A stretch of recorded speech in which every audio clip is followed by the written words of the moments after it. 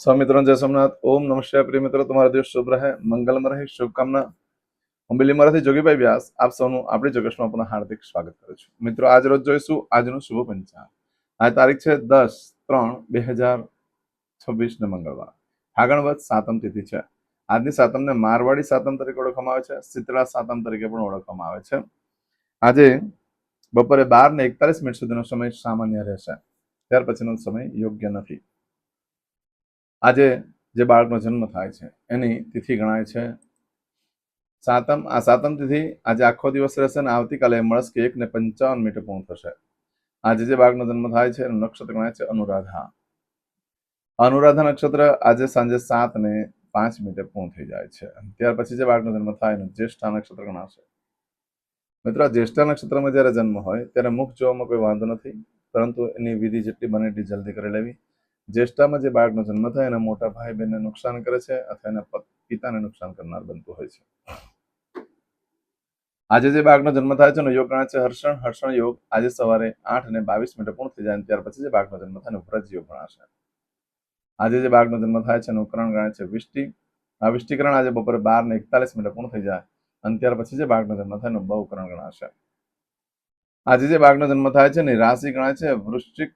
વૃશ્ચિક રાશિનો નક્ષત્ર આવે છે નનય। વૃશ્ચિક રાશિનો સ્વામી મંગળ ગણાય છે।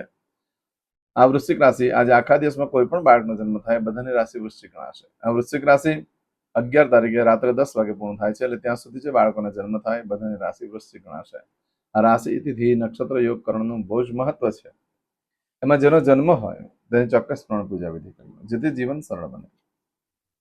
આજે જે કોઈ મારા સબસ્ક્રાઇબ મિત્ર મારા ઘર પરિવારમાંથી કોઈ પણ સદસ્યની વર્ષગાંઠ છે યા મેરેજ એનિવર્સરી છે, એ બધાને મારી ઘણી ઘણી શુભકામના।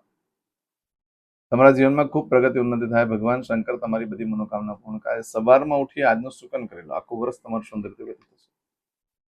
આજે મારા સબસ્ક્રાઇબ મિત્રમાં ઘર પરિવારમાંથી કોઈ પણ સદસ્ય કોઈ જગ્યા પર ઇન્ટરવ્યુ આપવા જઈ રહ્યા છે, કોઈ નોકરી ધંધા માટે જરૂરી છે, કોઈ આજે પરીક્ષા આપવા જરૂરી છે, કોઈ યાત્રા પ્રવાસ માટે જરૂરી છે, આજે કોઈ વિદેશમાં જરૂરી છે, કોઈનું ઓપરેશન હોય, કોઈની ડિલિવરી હોય, કોઈની સગાઈ, કોઈની છઠ્ઠીની પૂજા હોય, આવા કોઈ પણ કાર્ય તમે કરવા જઈ રહ્યા હોય તે કાર્યમાં તમને દિવ્ય સફળતા પ્રાપ્ત થાય એવી સોમનાથ દાદાને પ્રાર્થના કરું। પરંતુ મિત્રો, આજે જ્યારે તમે જાઓ છો તો આપણી જોગી અષ્ટો ચેનલ પર જાઓ અને આજનું વારનું શુકન જોઈ લો અને તે પ્રમાણે કાર્ય કરી નીકળો, સારી સફળતા મળી શકશે। આજના દિવસે ઘરેથી નીકળો છો ત્યારે કાકાને, મોટા ભાઈને, ફુવાને વંદન કરીને નીકળો। દેવસ્થાનમાં ભગવાનને પગે લાગીને નીકળવાનું, મારા કાર્યમાં મારી સાથે રહેજો। આજના દિવસે ગાય, ખાસ કરીને આજે કૂતરાને ભાખરી, ગોળ ને ઘી મિક્સ કરીને ખવડાવવાથી ભય, રોગ, શત્રુ બાધા પર વિજય પ્રાપ્ત થાય છે। સાંજના સમય કરવું। આજના દિવસે કોઈ પણ કાર્ય કરવા માંગો છો તેના માટે ચોક્કસ શુભ સમય જોઈ લે। આજે આખા દિવસમાં શુભ સમય કયો છે તે જોઈ લઈએ। આજે સવારે 9 થી બપોરે 1:30 સુધીનો સમય શુભ રહેશે। આજે બપોરે 3 થી સાંજે 4:30 વાગ્યા સુધીનો સમય શુભ રહેશે। આજે સાંજે 7:30 થી રાત્રે 9 વાગ્યા સુધીનો સમય શુભ રહેશે। આજે રાત્રે 10:30 થી આવતીકાલે મળસ્કે 3 વાગ્યા સુધીનો સમય શુભ રહેશે। આખા દિવસના શુભ સમય છે, પરંતુ મિત્રો આજે આખા દિવસમાં જે શુભ સમય છે એ છે બપોરે 12:41 સુધી। 12:41 સુધીમાં તમે કોઈ પણ કાર્ય કરશો યોગ્ય રહેશે। આજે સાંજે 7:05 સુધીમાં જો તમારી કોઈ વસ્તુ ખોવાઈ જાય, ચોરાઈ જાય યા કોઈ નવો ધંધો વેપાર ચાલુ કરો છો તેનું શું પરિણામ આપણે જોઈ લઈએ। આજે તમારી કોઈ પણ વસ્તુ ચોરાઈ ગઈ, ખોવાઈ ગઈ, ઘણા કષ્ટ બાદ મળે, બાકી મળવાની શક્યતા ઓછી છે। આજના દિવસે કોઈ પણ કાર્યનો આરંભ કરો છો તમને સારામાં સારી સફળતા પ્રાપ્ત થઈ શકે છે। નવો ધંધો વેપાર ચાલુ કરી શકો છો, ખરીદી કરી શકો છો, વેચાણ કરી શકો છો, ઇન્ટરવ્યુ આપવા જઈ શકો છો। આજે સોનું ચાંદી વગેરે ખરીદી કરી શકાય છે। આજે વાહન, મંગળવાર છે એટલે વાહન ખરીદવાની ના છે અને સગાઈ કરવાની પણ ના છે અને ગૃહ પ્રવેશની પણ ના છે। એના સિવાયના બીજા બધા કાર્યો તમે કરી શકો છો। ઘર લઈ શકાય છે, ઘરમાં પ્રવેશની ના છે। પ્રોપર્ટી, જમીન, મિલકત વગેરે લઈ શકો છો। વાહન આજે ન ખરીદી કરો તો વધારે સારું છે। આજના દિવસે દસ્તાવેજ ઉપર સાઇન કરવા માટે યોગ્ય દિવસ છે। આજના દિવસે નવા વસ્ત્ર ધારણ કરવાથી તમારામાં એક સર્જન કરવાની શક્તિ આવશે। દરેક જણા જ નવા વસ્ત્ર ધારણ કરવા જોઈએ, સારું જ્ઞાન પ્રાપ્ત થઈ શકે છે।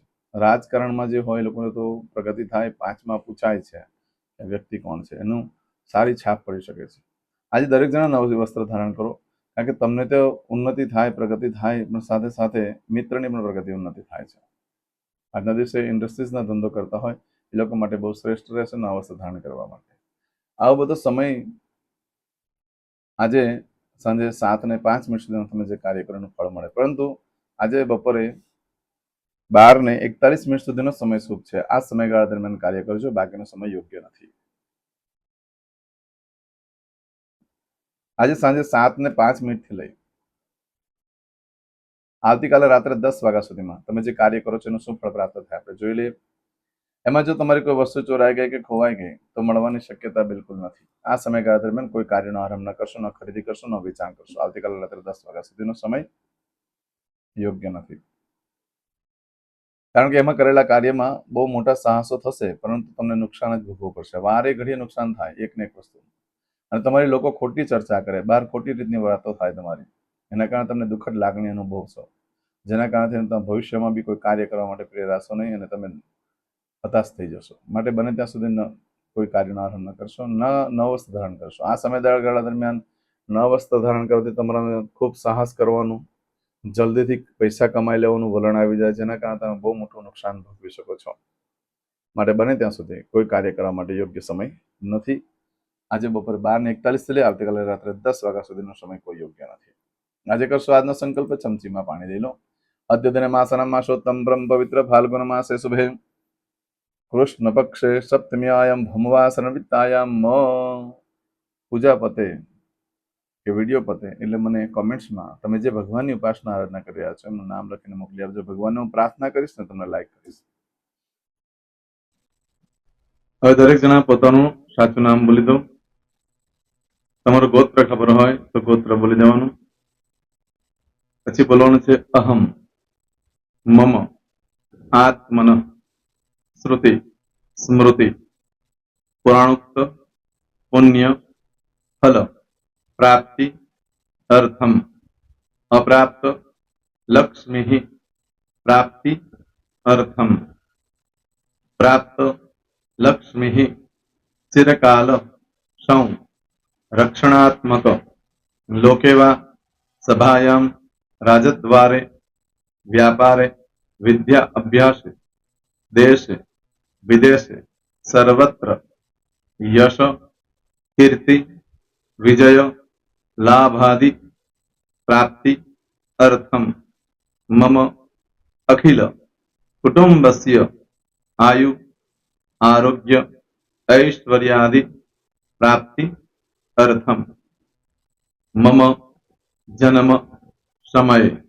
तथा च विप्र वृंदानां जन्म समय जन्म कुंडली मध्ये स्थित ग्रहः गोचर ग्रहः महादशा अंतर्दशा प्रत्यंतर्दशा तथा च योग युति दृष्टि मध्ये शुभ फल प्राप्ति अर्थम भय रोग शत्रु बाधा दोष मारण तारण मंत्र तंत्र अरिष्ट दोष पीड़ा निवृत्ति अर्थम भूत प्रेत पिशाचादि द्वारा रचित अरिष्ट दोष निवृत्ति अर्थम मम सकल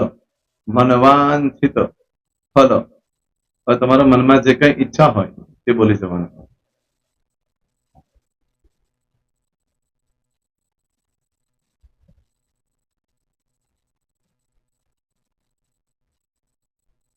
बोलो अनुसारतः सकल मनवांछित फल प्राप्ति अर्थम।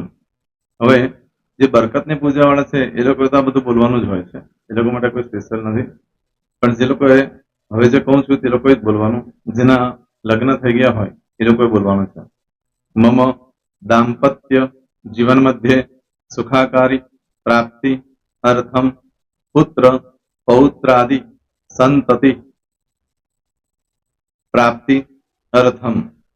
આ સંતાન પ્રાપ્તિ વાળા માટે પણ આવી જાય છે. એમાં દીર્ઘ આયુ आरोग्य ऐश्वर्यादि प्राप्ति अर्थम तथा च હવે જેના લગ્ન નથી થયા તે લોકોએ બોલવાનું મમ જટટી વિવાહ યોગ પ્રાપ્તિ અર્થમ વિવાહ પશ્ચાત દાંપત્ય જીવન મધ્યે સુખાકારી પ્રાપ્તિ અર્થમ હવે જે લોકોને સંતાન પ્રાપ્તિ નથી જે લોકોને સંતાન પ્રાપ્તિ છે કરવી છે એ લોકોએ બોલવાનું મમ દાંપત્ય જીવન મધ્યે સુખાકારી પ્રાપ્તિ અર્થમ तथा च दीर्घ आयु आरोग्य ऐश्वर्यादि समन्वित संतति सुख प्राप्ति अर्थम હવે જો અભ્યાસ કરી રહ્યા છો છોકરા વિદ્યાર્થીઓ છે તે લોકોએ બોલવાનું છે મમ વિદ્યા અભ્યાસ મધ્યે ઉત્તરો ઉત્તર પ્રગતિ ઉન્નતિ સાનુકૂલતા પૂર્વક દિવ્ય સફળતા પ્રાપ્તિ અર્થમ જે લોકો વિદેશમાં જવા માંગતા હોય કે શીપમાં જવા માંગતા હોય મતલબ ભારત દેશની બહાર જઈને ધંધો વેપાર કરવા માંગતા હોય એ લોકોએ અથવા વિદેશ જવા માંગતા હોય કાયમ માટે એ લોકોએ બોલવાનું છે મમ જટટી વિદેશ ગમન યોગ પ્રાપ્તિ અર્થમ વિદેશ ગમન કાર્ય મધ્યે સાનુકૂલતા પૂર્વક દિવ્ય સફળતા પ્રાપ્તિ અર્થમ આરોગ્ય વાળા બોલવાનું છે જેને આરોગ્યની પૂજા આપેલી હોય એ લોકોએ એમ તો દરેક જણા જ બોલવાનું છે બોલો મમ આયુ આરોગ્ય ऐश्वर्यादि प्राप्ति अर्थम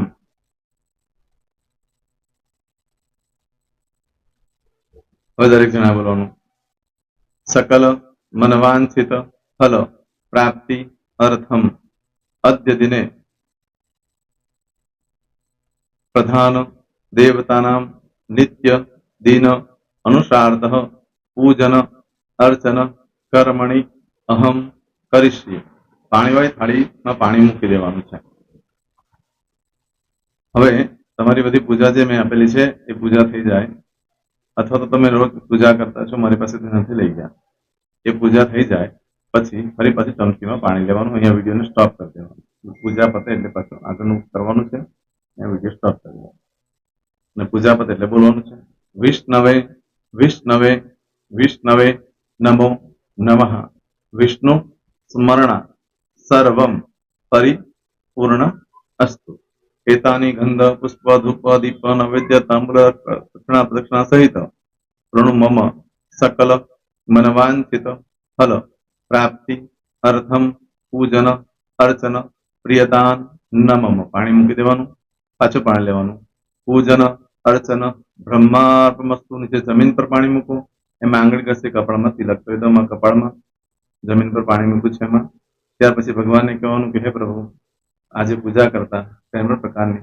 ભૂલચૂક થઈ ગઈ હોય તો અમને ક્ષમા કરજો અમે તમારા બાળક છીએ પ્રભુ તમારો ખૂબ આભાર માનું છું આજે મારી પાસે તમારી પૂજા કરાવી મારી મનોકામના પૂર્ણ કરી પ્રાર્થના કરી દો જગ્યા પરથી ઉભા થઈ શ્રીનારાયણ ભગવાનને પાણી ચડાવી દો અને નિત્ય કર્મ જે કરતા હોય તે જય શ્રી તમારો દિવસ શુભ રહે તમે અને તમારો પરિવાર સુખી રહે સંપન્ન રહે સુરક્ષિત રહે એ ભગવાન સોમનાથ દાદાને પ્રાર્થના તો મિત્રો તમે મારા વિડીયોને લાઈક ના આપી હોય તો સૌથી પહેલા લાઈક આપી દો અને ત્યાર પછી જો તમે મારી આ ચેનલ સબસ્ક્રાઇબ ન કરી હોય તો સૌથી પહેલા સબસ્ક્રાઇબ કરી લો અને બેલ આઇકોન ઓલ પર ક્લિક કરવાનું ભૂલશો નહીં જેથી કરીને સૌથી પહેલા નવી વિડીયો જે કંઈ મૂકું એ તમને મળે મિત્રો કંઈ પણ મૂંઝવણ હોય તો મને આ નંબર પર તમે ફોન કરીને પૂછી શકો છો મારો મોબાઈલ નંબર છે 9825546459 મિત્રો કોમેન્ટ્સમાં જય સોમનાથ લખવાનું ભૂલશો નહીં ફરી પાછા નવા વિડીયો સાથે મળીએ ત્યાં સુધી સૌને જય સોમનાથ